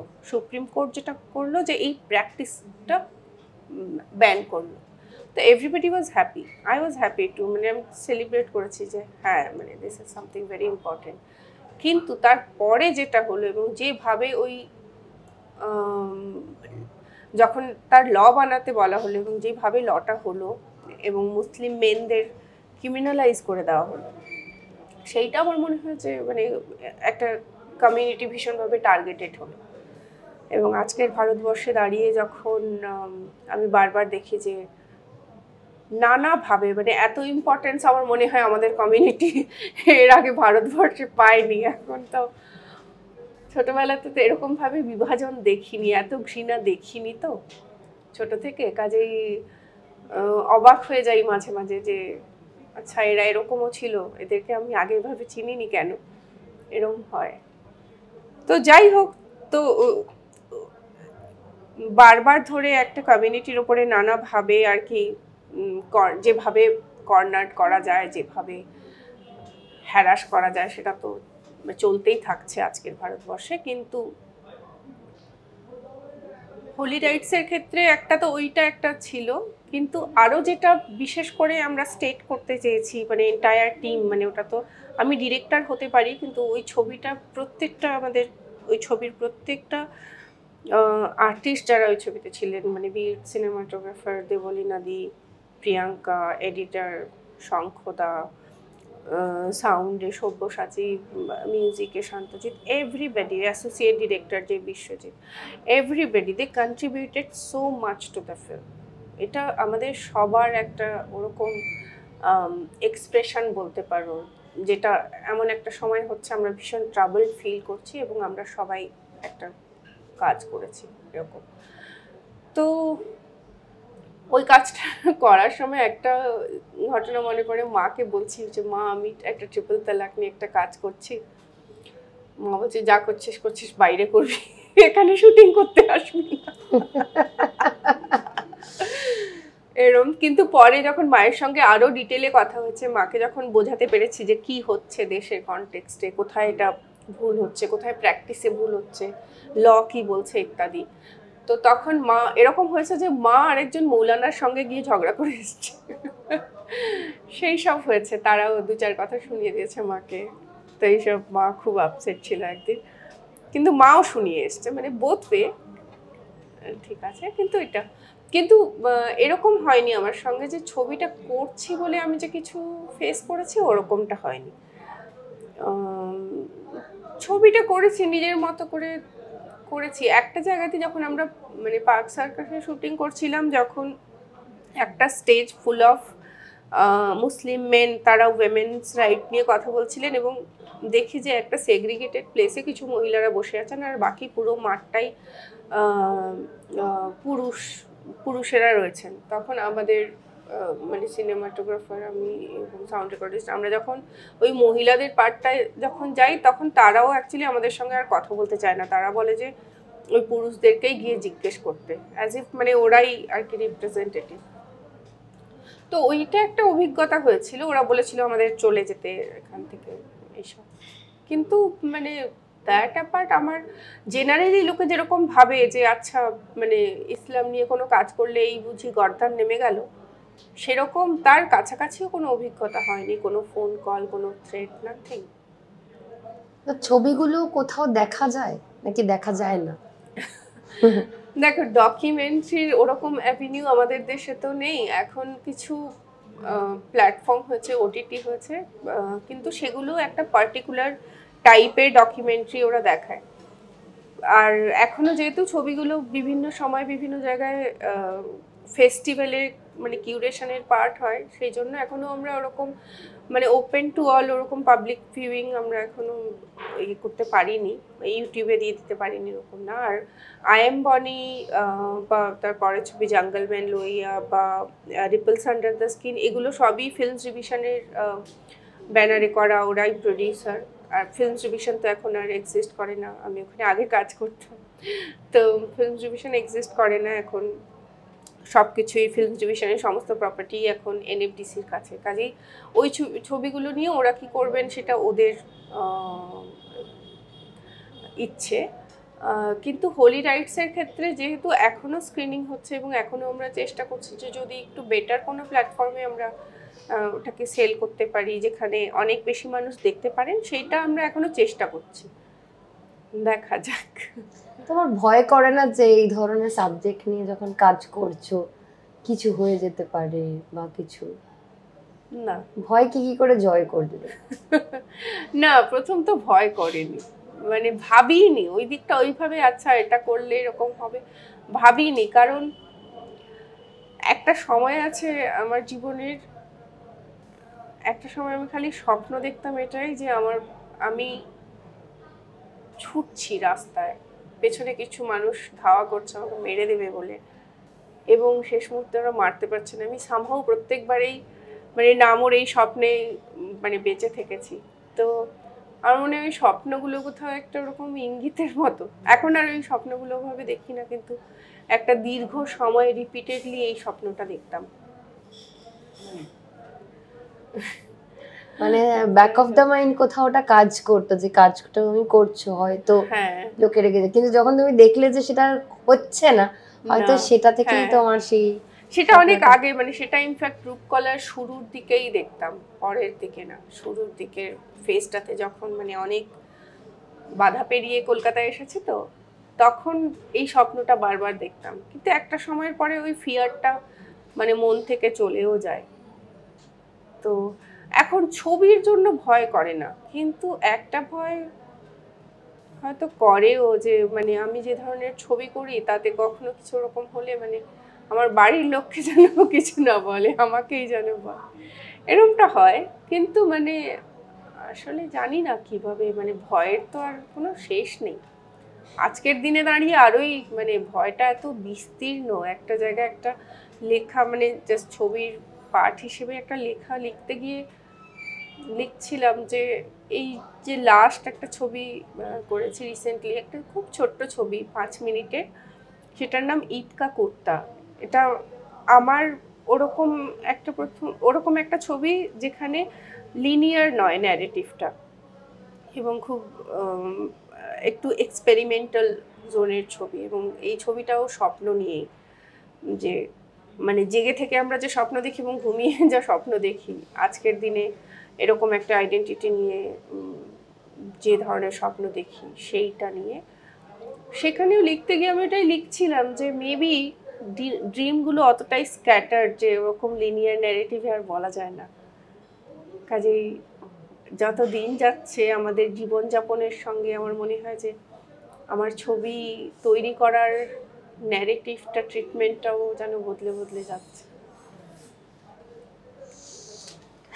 মানে কথাগুলো এত কি বলবো যে মানে সত্যি তো মানে আমাদের জীবন ধারণের সাথে সাথে আমাদের চিন্তা ভাবনাগুলো কিরকম বদলে বদলে যাচ্ছে। এখন মনে হচ্ছে যে সার্ভাইভাল ফর দ্য ফিটেস্টটাই কতটা জরুরি হয়ে যাচ্ছে প্রত্যেকটা মানুষের ক্ষেত্রে। তো এই এখন যে তুমি জিএসআই তে আছো, তো ওখানে জিওলজিক্যাল সার্ভে অফ ইন্ডিয়াতে তুমি কি করো? আমি ওখানে অ্যাডমিন স্টাফ হিসেবে কাজ করি, অ্যাসিস্ট্যান্ট আমার পোস্টের নাম। তো ফিল্মস ডিভিশন যখন বন্ধ হয়ে গেছে, তারপরে যেটা হয় যে রিডিপ্লয়মেন্ট হয়, আমরা যারা এমপ্লয় ছিলাম, তো আমার ওখানে পড়েছে, আরও অন্য অন্য কিছু বন্ধুদের ইনকাম ট্যাক্স এবং অন্য অন্য ডিপার্টমেন্টে পড়েছে। সো নতুন ধরনের কাজ, এই কাজটা কি বলবো, ভাবিনি যে এরকম একটা অ্যাডমিন কাজ করতে হবে। কিন্তু একটা যেটা ভালো জিওলজিক্যাল সার্ভে, আমি এইটা ভাবি যে আমি একটা আর্কাইভাল ডিপার্টমেন্ট থেকে আরেকটা আর্কাইভাল ডিপার্টমেন্টে গিয়ে পড়েছি, মানে সেই ডিপার্টমেন্ট ওটাও অনেকই পুরনো আর কি, 1882 or সামথিং, মানে অনেক পুরনো। আর ফিল্মস ডিভিশন ওরকম ছিল 1948-এ তৈরি, এবং এত বড় একটা ইতিহাস, এবং খুবই খুবই ইমোশনালি অ্যাটাচড আমি ওই অর্গানাইজেশনের সঙ্গে, পুরনো অর্গানাইজেশনের সঙ্গে। কি ছবি করার ইচ্ছে আছে, মানে এরকমই ছবি করার ইচ্ছা না কি পুরো একটা ফিচার ফিল্ম করার ইচ্ছে আছে? আমার কাছে ছবি করাটা কখনোই ওরকম হয়নি যে ফিকশন করব না বা ডকুমেন্টারি করব না, বা মানে কি করব এইটা ভাবনার সঙ্গেই ফর্মটা সমেত ভাবনাটা এসেছে। ধরো হোলি রাইট যখন করছি, মানে এই একই গল্প নিয়ে ফিকশন করাও যায়। একজন মানে খুবই বড় ডিরেক্টর উনি বলছিলেন যে তুমি এরকম গল্প নিয়ে কেন ওয়েস্ট করছো ডকুমেন্টারি করে, তুমি এটা নিয়ে কেন ফিকশন করছো না। তখন আমি ওটাই বলেছিলাম যে আমার কাছে তো ছবিটা ফিকশন হিসেবে আসেনি, এসেছিল ডকুমেন্টারি হিসেবে, তো ওরকমভাবেই করেছি। এবার যেদিন মনে হবে যে ফিকশন হিসেবে কোনো ছবি আসছে তো করবো, ওরকম তাড়া নেই আর কি। আমার যেহেতু সার্ভাইভালটা ফিল্ম মেকিং দিয়ে হচ্ছে না, যখন আমি মানে ফিল্ম ডিভিশনে ছিলাম তখন তো এটা একটা মানে অপরচুনিটি ছিল যে ফিল্ম মেকার হয়ে কোথাও মানে তুমি চাকরি করতে পারো, এটা তো একটা মানে বিশাল বড় পাওনা ছিল। কিন্তু এখনো যেটা, আমি যেহেতু এখন জিএসআইতে কাজ করছি, ওখানে একটা আমার স্টেডি ইনকামের সোর্স আছে, কাজেই আমি ওরকম কোনো প্রজেক্ট করছি না যেটা আমি করতে চাই না। আমি ওটুকুই করছি যেটা আমি ডিরেক্ট করতে চাই, যেটা মানে এই মানে ইনক্লুডিং ঈদ কা কুত্তা, আমি বলবো এটা যে মানে এত একটা ইনস্ট্যান্ট এক্সপ্রেশন আর কি। ঘুমোতে পারছিলাম না কদিন, তো ওই ছবিটা বানিয়ে তারপরে একটু ইজি ফিল করলাম। তো ওরকমই ছবি তো ওভাবেই বানাবো, যেদিন মনে হবে সেদিন বেরিয়ে পড়বো ক্যামেরা নিয়ে। আর অভিনয়, এই যে তুমি দেবলীনাদির আবার যদি ইচ্ছে করো, বাড়িতে দেখেছে ছবিটা? না, বোন দেখেছে খালি। ইনফ্যাক্ট বাবা একবার বলছিল যে আচ্ছা তুমি অনেকদিন ডিরেকশন করেছো, এবার একটু অভিনয়ের কথাও ভাবো। আমি আর বাবাকে বলতে পারিনি যে আমি এই ছবিতে অভিনয় করেছি, কিন্তু বললে কি ও কি হবে, ঠিক ওরকম কিছু হয়তো হবে না, কিন্তু আবার মানে বলে ওদেরকে আসলে আমি এত অভিনয়, তারপরে আবার সমকামী চরিত্র, তো তোমার নিজের কেমন লাগছিল যখন তুমি চরিত্রটা রিয়েলিস্টিক একটা ক্যারেক্টার প্রায়? এটা তো মানে এগেন ঝুম্পাদি যে স্ক্রিপ্ট রাইটার এবং দেবলীনাদি যে ডিরেক্টর, এরা দুজন আমাকে দিয়ে করিয়ে নিয়েছে। আমি কতটা কি করেছি নিজে সেটা বলতে পারবো না, তবে যেটা এটা আমি দেখেছি এবং আমার খুব ভালো লেগেছে, একটা দারুণ ন্যাচারাল এক্সপ্রেশন। এটা বোধহয় ইয়েতে আছে না, ইউটিউবে আছে? না, এটা মুভিতে ছিল অনেকদিন, এখন নেই, তবে দেবলীনাদির সঙ্গে যোগাযোগ করলে দেখা যাবে। এই ছবিটার ক্ষেত্রে যেটা হয়েছিল, আমরা এর আগে একটা ডকুমেন্টারিতে কাজ করেছিলাম এবং বেওয়ারিশ, সেখানেও এই স্বপ্না সুচেতা যে এই আবার যদি ইচ্ছা করো যে লিড দুজন, স্বপ্নার একটা চিঠি নিয়েই ছিল সেই ছবিটাও, এবং সেই চিঠিটা বিভিন্ন জায়গায় অন্য কুয়ার মানুষেরা চিঠিটা পড়েন এবং তারা কিভাবে দেখেন, তারা তাদের জীবনের কথা বলেন ইত্যাদি। কাজে আমার কাছে একটা বেস ছিল। আর দেবলীনাদি মানে মেন্টার, গাইড, বন্ধু, মানে যা কিছু হয় জীবনে আমি ছুটে যাই দেবলীনাদির কাছে। কাজেই মানে আমার একটা বোঝাপড়া ছিল সবটা নিয়ে, এবং তাছাড়া শ্যাফোর সঙ্গে আমি অনেকগুলো কাজ করেছি তখন। তো আমার আলাদা করে যেরকম ফিল হয়েছে, কিছু আমাকে মানে ওরকম জোর করে কিছু এফর্ট দিতে হয়েছে এরকম না। ওরা আমার মনে হয় আমি যেরকম সেইটা বুঝে ওরা আমার অ্যারাউন্ডে, আমার মনে হয় ঝুম্পাদিও যেহেতু আমাকে অনেক বেশি চিন্তা, ওভাবেই লিখেছিল কিনা কি জানি। তবে একটা যেটা হয় যে নিজের মধ্যে যখন প্রসেস করার চেষ্টা করছিলাম, স্বপ্নার মতো করে ভাবার চেষ্টা করছিলাম, মাঝে মাঝে মনে হতো যে মানে আমি স্বপ্না। ওইটা থেকে বেরোতে আবার মানে ছবিটা শেষ হয়ে যাওয়ার পরেও মাঝে মাঝে মনে হতো যে আমি স্বপ্না। তখন ওটাই ভেবেছি খালি যে আচ্ছা আমি স্বপ্না, তাহলে আমার সঙ্গে হচ্ছে এটা। তো মানে আমরা যখন শুটিং করছিলাম মাঝখানে মানে একটা ছোট্ট ব্রেক নিয়ে একটা ছোট্ট করে মিটিং করে নিল, তো বিচিত্রা কালেকটিভ এই ব্যাপারটা যদি একটু বলো যে এটা কি এবং কি ধরনের বিচিত্র কাজ এটা। তো কোভিডের সময় আমরা সবাই খুবই স্ট্রেস ছিলাম না, তো ওই সময় বিজিডিএম বলে একটা গ্রুপ আছে, ব্রাউন গার্লস ডগ মাফিয়া পুরো নামটা। এটা হচ্ছে সারা বিশ্বের বিভিন্ন মহিলা এবং কুয়ার ফিল্ম মেকার তাদের একটা কালেকটিভ। তো সেইখানে মানে আমরা সবাই ছিলাম ওখানে। একজন এই বিচিত্রা কালেকটিভের একজন মেম্বার, মানে she is also one of the founding member. ও ওখানে লেখে, বৈশালী লেখে যে আমরা কি করতে পারি কোভিডের সময়। ওই সময় ও লেখে, তারপরে একটা ওইখান থেকেই হয় যে ঠিক আছে লেটস মিট, আর আমরা তারপরে ডিসকাস করি যে আমরা কি করতে পারি। তারপরে ঠিক করা হয় যে একটা ফান্ড রেজিং করা হবে, কারণ আমরা তো সবাই ডকুমেন্টারি ফিল্ম মেকার, কাজেই আমাদের ওরকম তো রিসোর্স নেই যে আমরা অনেককে হেল্প করতে পারবো। আমরা যদি একটা ছোট্টভাবে ভাবি তাহলে আমরা হয়তো ডকুমেন্টারির যে কালেকটিভ, মানে যারা কাজ হারিয়েছে এই সময়, এবং অনেক মেয়েই তো ওরকম মানে বাড়ি ছেড়ে বাড়িতে ঝগড়া করে আমার মতেই মানে বলে নানা কিছু করে ফিল্ম পড়তে এসছে, সবাই বাবা মা যে খুব খুশি হয়ে পাঠায় সবসময় এরকম তো নয়। এবার সেই ফান্ড রেজিং এর আগে একটা নাম তো ভাবতে হবে যে আমরা কারা, কি করতে চলেছি। তো একটা সেই গ্রুপটা খুব মজারই ছিল। সেখানে নিষ্ঠা জৈনও ছিল, তারপরে প্রেরণা, আজকে মিটিংয়ে ছিল প্রেরণা, জৈনব, জুহি, এরকম আরও অনেকে আর কি, সবাই মিলে। তখন অনেক কিছু নাম ভাবা হলো। বৃত্তচিত্র, যেটা হচ্ছে ডকুমেন্টারি, মানে ডকুমেন্টারি হিন্দি নাম বৃত্তচিত্র। তারপরে বৈচিত্র্য, মানে ডাইভার্স, ওরকম একটা। তারপরে একটা মানে এটা ফানি ওয়েতেই এসেছে, বিচিং থেকে BITCH। তো আমাদের কালেকটিভের নাম BITCH ITRA, বিচিত্রা, মানে একটা টি আছে ওখানে এক্সট্রা। তো ওই কালেকটিভটা তখন ওভাবে তৈরি হলো, এবং পরে মানে এখন তো কালেকটিভটা গ্রো করতে করতে একটা 400+ মেম্বার্সের একটা কালেকটিভ। ইনিশিয়ালি ওটা ছিল যে India based women film maker এবং US বেসড উইমেন ফিল্ম মেকারদের নিয়ে একটা কালেকটিভ, মানে ইন্ডিয়ান অরিজিন ফিল্ম মেকারদের নিয়ে কালেকটিভ। কিন্তু এখন মানে সারা বিশ্বের অনেক ইন্ডিয়ান অরিজিন ফিল্ম মেকাররা, উইমেন এবং কুয়ার ফিল্ম মেকাররা, তারা এই কালেকটিভের পার্ট। কাজে এটা একটা খুব স্ট্রং একটা গ্রুপ বলবো, যে যেখানে মানে যে কোনো বিপদে, যে কোনো সেলিব্রেশনে ছুটে যাওয়া যায়।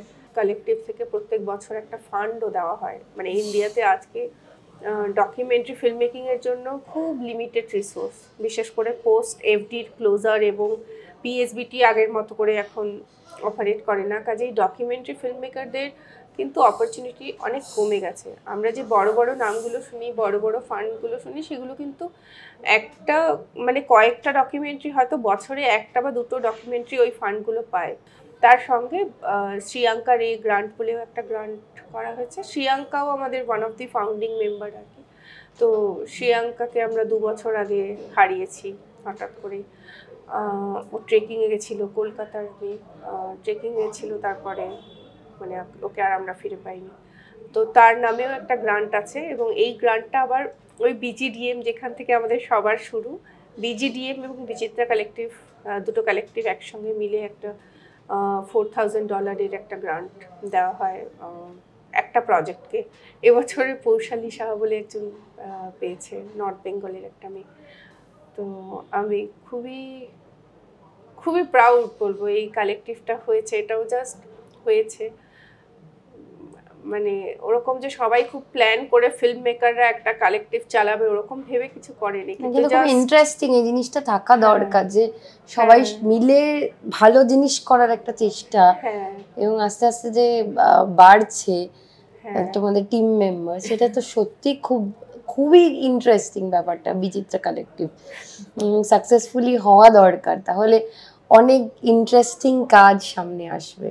তবে এই আমাদের যে ফান্ডটা, মানে যে গ্রান্ট দেওয়া হয়, সবটা কিন্তু শুধু টাকা নয়, মানে শ্রীয়াঙ্কা রে গ্রান্ট ছাড়া অন্যটা হচ্ছে $2000 গ্রান্ট, কিন্তু তার সঙ্গে যেটা হয় যে একটা ইয়ার লং একটা মেন্টরশিপ থাকে।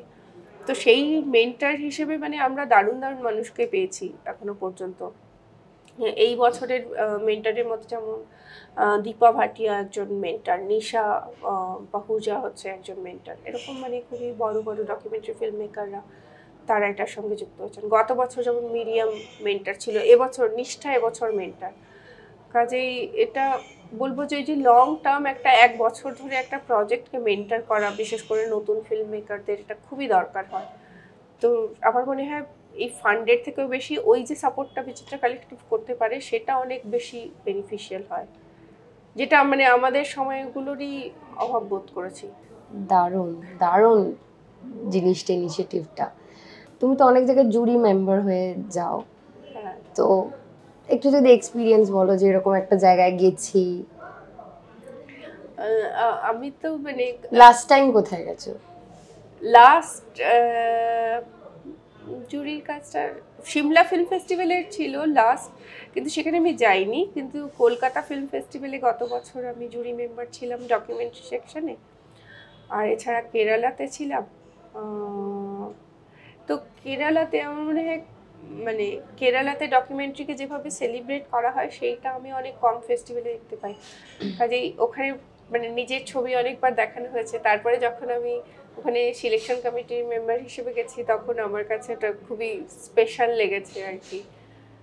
আমার মনে হচ্ছে যে আমি কিছু কন্ট্রিবিউট করতে পারছি। মাঝে মাঝে আমার একটু কেমন জানি অকওয়ার্ড লাগে জাজ করতে, যে একটা ছবি কত কষ্ট করে মানুষ বানায়। কিন্তু ঠিক আছে, মানে ওটাও কাজের পার্ট। মাঝে মাঝে একটু কেমন জানি লাগে, নিজের কষ্টের কথা মনে পড়ে যায়। হ্যাঁ। একটা প্রশ্ন করতে বেশ অসুবিধে বোধ হচ্ছে আমার, কারণ তুমি হচ্ছে সেকেন্ড মুসলিম ব্যক্তি যার সাথে আমি ইন্টারভিউ নয়, আমি যার সাথে আড্ডা দিচ্ছি বসে। মীরাতুন্দি এসেছিলেন, মীরাতুন নাহার। তো একটা স্টেটমেন্ট, ওনার চোখেও জল এসেছিল এবং আমার চোখেও জল এসেছিল, যে উনি বলছিলেন যে আমার বন্ধুরা যখনই আমি বলতাম যে আমি মুসলিম বা সারনেম চেঞ্জ হয়ে যেত, তখনই তারা আমার সাথে মিশতো না। তো সেই ভয়ে আমাকে যখন বললো যে আমি অমুক, আমার সারনেম মুখার্জি, তখন মীরা বলার পর জিজ্ঞেস করতো তোর সারনেম কি, আমি বলতাম না, আমিও মুখার্জি বলতাম, যাতে আমি বন্ধুত্বটা হারাতে চাই না। তো আমাদের তো প্রত্যেক নিয়তই এটা ফেস করতে, যেটা আমাদের করতে হয় না, কেন হয় না জানি না, কিন্তু তোমাকেও নিশ্চয়ই এরকম অনেক কিছু ফেস করতে হয়েছে, সেটা সামাজিকভাবে চলাফেরা করতে হোক বা বাড়ি ভাড়া নিতে হোক এরকম, বা বাড়ি মানে এখন তুমি যেভাবে থাকছো এরকম কি কখনো হয়েছে? একটা মজার ঘটনা বলি। ছোটবেলায় আমার বেস্ট ফ্রেন্ডের নাম ছিল নবনীতা মিশ্র, ব্রাহ্মণ। তো এটা হচ্ছে ওই ফেজটা যখন মানে 6 থেকে 10 অবধি আমি কাঁথির একটা স্কুলে পড়েছি। তো নবনীতাদের যে গ্রামের বাড়ি, আমরা কাঁথিতেই অলরেডি একটা ওরকম গ্রামে থাকতাম যেখানে ইলেকট্রিসিটি নেই, কিন্তু ওর গ্রামের বাড়িটা আরও ভেতরে, মানে ওই রসুলপুরের ওই জায়গা যেটা বঙ্কিমচন্দ্র লিখে গেছে কপালকুণ্ডলায়, ওই রকম একটা জায়গায় ওর ওদের মানে বাবার দাদুর বাড়ি আর কি। তো ওইখানে একবার আমাকে নিয়ে গেছে, খালি আমাকে বলেছে যে মানে আমার ডাক নাম হচ্ছে রিঙ্কি। এবার সেটা রিঙ্কি শুনে তো খুব একটা মুসলিম নেম ওরকম মনে হবে না, তো ও বলেছে রিঙ্কি সামথিং একটা বলেছে, এবং আমার ধারণা মন্ডল টন্ডল বলেনি, আর একটু ওপরের দিকে কিছু বলেছে হবে, এখন আর মনে নেই। তো বলেছে ও এসছে। এবার ওখানে গিয়ে আমি দেখছি যে লোকে ওকে ষষ্ঠাঙ্গে প্রণাম করছে, আর ওর ওখানে কিছু করার নেই। আমি যখন স্কুল থেকে ফিরতাম অধিকাংশ দিনে ওর বাড়িতে কিছু একটা খেয়ে ফিরতাম, এবং সেম ও আমার বাড়িতে যখন আসতো ও খেয়ে ফিরত। এত এরকম ছিল না, কিন্তু তার মানে এটা নয় যে কিছু ছিল না। স্কুলে আমার মনে আছে একবার 5 গুটি খেলা হচ্ছে, আর যারা খেলছে মানে তারা সুপার এক্সপার্ট আর কি। তো আমি অনেকক্ষণ ধরে ওয়েট করে আছি আমি নেবে, যদি খেলা একটু দয়া করে নেয়। তো তারপরে বললো না ওকে নেবো না, গরু মাংস খায়, ওকে খেলায় নেবো না।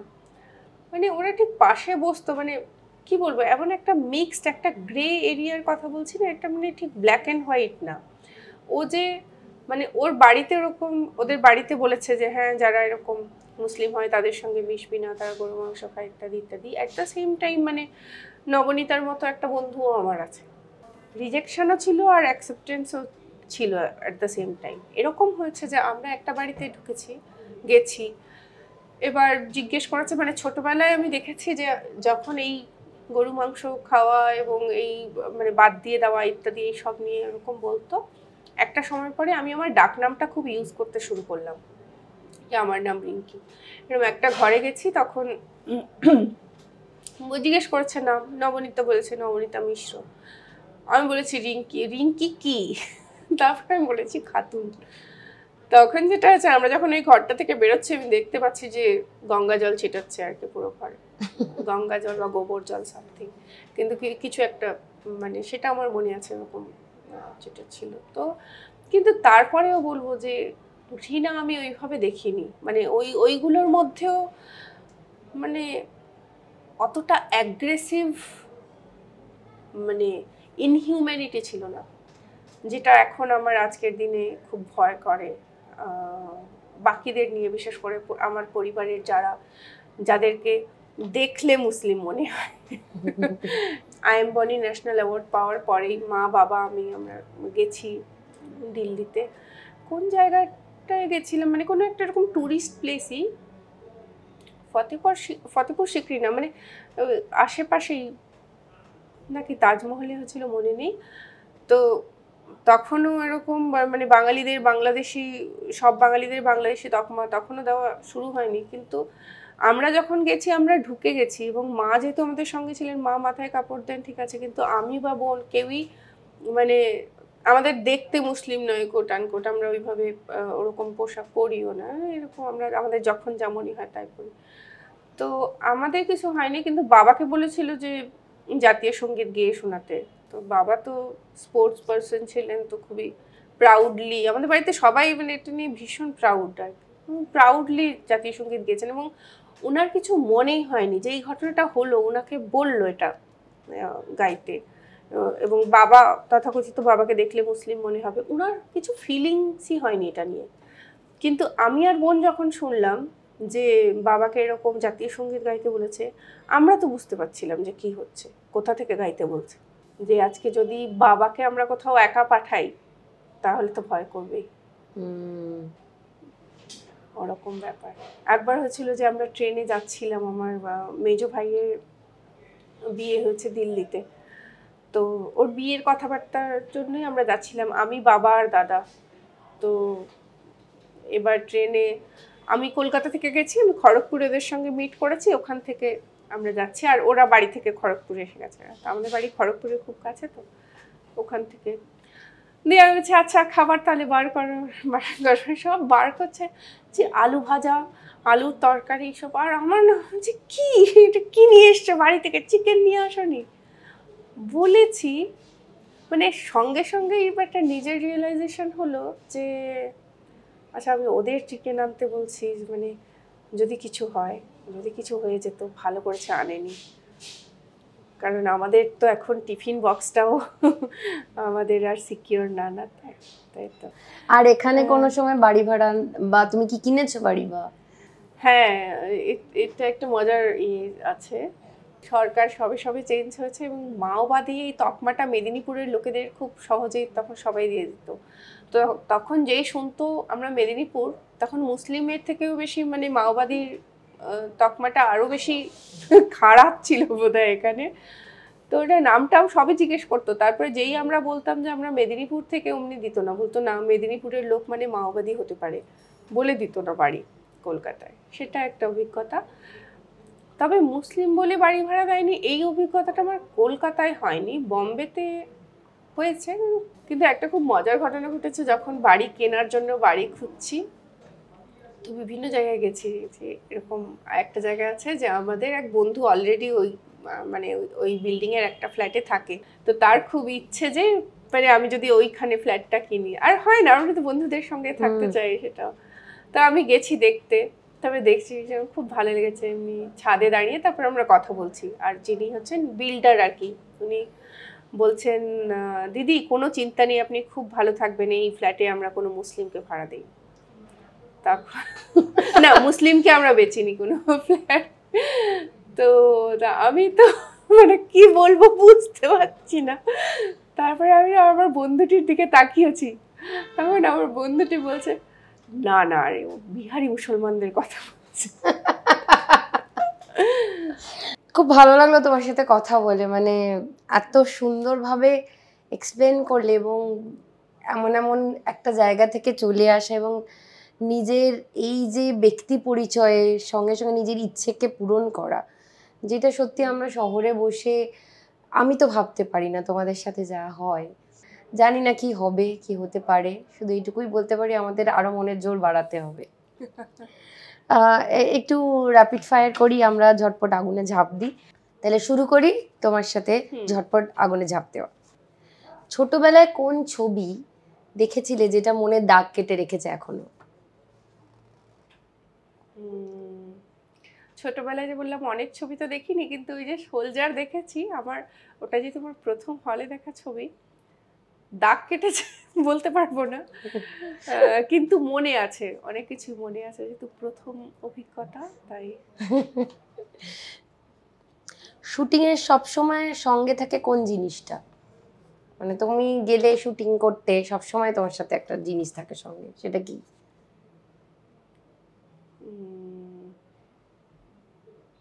কি থাকে? Hard drive. ওটা ছাড়াতে যাওয়া যায়। Hard drive.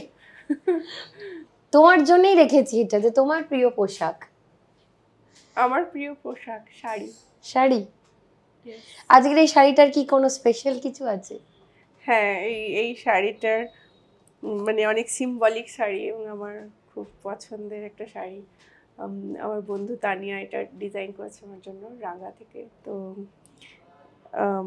আজকের দিনে প্যালেস্তাইনে যা যা হচ্ছে সেইটার জন্য এটা একটা প্যালেস্তাইনের সিম্বল হিসেবে পড়েছে। মায়ের হাতের প্রিয় রান্না?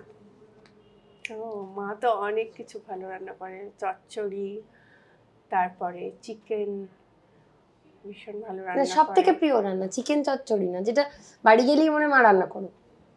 মাছের টক। আহা কি সব বললে! মৌরলা মাছের ছোট মাছের আমচুর দিয়ে আহা, তার সাথে পোস্তের বড়া আর মুসুরির ডাল বা মুগ ডাল। আমার তো অত কিছু লাগে না, জাস্ট এইটা যে কি আবিষ্কার! ও আমাকেও বর্ধমানের স্মৃতিতে ফিরিয়ে দিলে।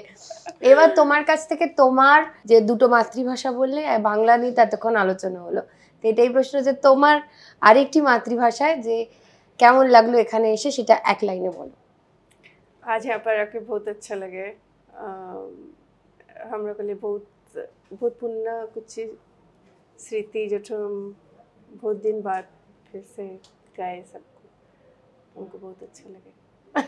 কিন্তু এটা তো হিন্দি অনেকটাই, এটা একটা মিক্সড ল্যাঙ্গুয়েজ বলতে পারো, কিন্তু এটাকে খোট্টা ভাষায় বলে।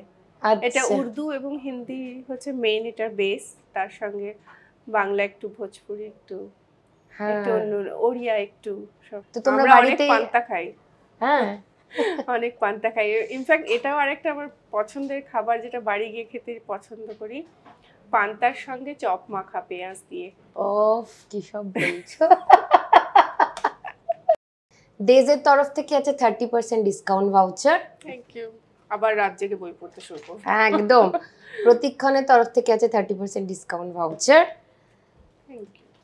লাস্ত্রাদার তরফ থেকে আছে 30% ডিসকাউন্ট ভাউচার। আমার তরফ থেকে আছে একটা 1000 টাকার ভাউচার। ও স্টোরের তরফ থেকে আছে একটা 24% অফ। হাটারি গ্রিলসের তরফ থেকে আছে একটা 750 টাকার ভাউচার। আর বি বনি সালনের তরফ থেকে আছে একটা 500 টাকার ভাউচার। আরেকটা আছে অন্নপূর্ণা স্বাদিষ্ট, যেটা আমরা খেলাম, সেইটার একটা বড় হ্যাম্পার তোমার জন্য, গিফট হ্যাম্পার রইলো তোমার জন্য। খেও এবং শুটিং এর সময় অবশ্যই নেক্সট আইটেম হচ্ছে এটা সঙ্গে রেখো। একদম হার্ড ড্রাইভ ছাড়া এটাই। খুবই ভালো লাগলো আজকে এলে, দারুণ লাগলো। তোমার কেমন লাগলো এখানে এসে? हमको बहुत अच्छा लगा आके, तुम लोग के इतना हेल्प करके बहुत विरक्ति करे। না না বিরক্ত না করনি, নেই করনি মানে কি বলে, नहीं विरक्ति करियो नहीं, নেই বিরক্তি করিও নি। हाँ बहुत बहुत धन्यवाद, बहुत अच्छा लगा यहाँ पर आके। और अपने भाषा में कुछ कह नहीं सकने से तो सबसे बहुत स्पेशल लगे, तो thank you for that space. বহুত বহুত ধন্যবাদ বহুত বহুত ধন্যবাদ, তাই তো बहुत बहुत धन्यवाद। আমাদের এই পর্বের প্রশ্ন হলো, আমাদের আজকের অতিথি ফারহার তৈরি সাম্প্রতিক স্বল্প দৈর্ঘ্যের ছবির নাম কি? আমাদের আজকের অতিথি ফারহা, তার তৈরি সাম্প্রতিক স্বল্প দৈর্ঘ্যের ছবির নাম কি? ঝটপট উত্তরটি পাঠিয়ে দিন নিচে দেওয়া মেল আইডিতে। আর যদি আমাদের এপিসোডটি ভালো লেগে থাকে তাহলে অবশ্যই শেয়ার করুন আর চ্যানেলটিকে প্লিজ সাবস্ক্রাইব করুন। আর হ্যাঁ, নিচে দেওয়া হাইপ বাটনটি কিন্তু প্রেস করতে ভুলবেন না। ধন্যবাদ।